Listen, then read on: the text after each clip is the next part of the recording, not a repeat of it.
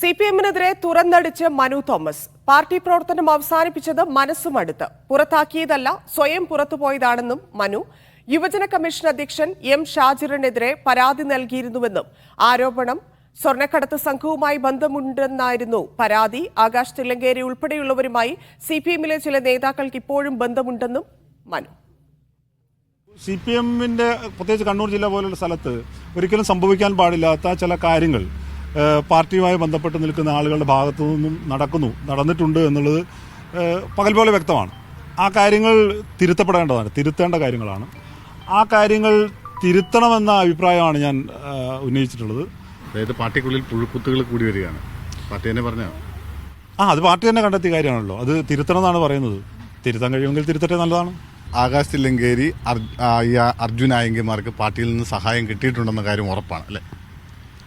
അല്ല, അത് ആദ്യഘട്ടത്തിൽ എന്തായാലും സഹായം ഉണ്ടാവുമല്ലോ. അവർക്ക് ഈ പാർട്ടിയിലെ ചില ലീഡർഷിപ്പുമായി എല്ലാ ലീഡർഷിപ്പല്ല, പാർട്ടിയിലെ ചില ലീഡർഷിപ്പുമായിട്ട് നല്ല ബന്ധമുണ്ടായിരുന്നു. അവരതിനെ ദുരുപയോഗം ചെയ്തതാണ്. ആ ലീഡർഷിപ്പ് അതിനെ എങ്ങനെയാണ് കണ്ടതെന്ന് എനിക്കറിയില്ലേ. പക്ഷേ ഈ ടീം അതിനെ ദുരുപയോഗം ചെയ്തിട്ട് അവർക്ക് വേണ്ടി അവരുടെ കാര്യങ്ങൾക്ക് വേണ്ടി ഉപയോഗിച്ചിട്ടുണ്ട്. അത് ഇന്നും ഉപയോഗിക്കപ്പെടുന്നുണ്ട് പല സ്ഥലങ്ങളിലും. അത് കണ്ണൂർ മാത്രമല്ല, പല സ്ഥലങ്ങളിലും ഉപയോഗിക്കുന്നുണ്ട്.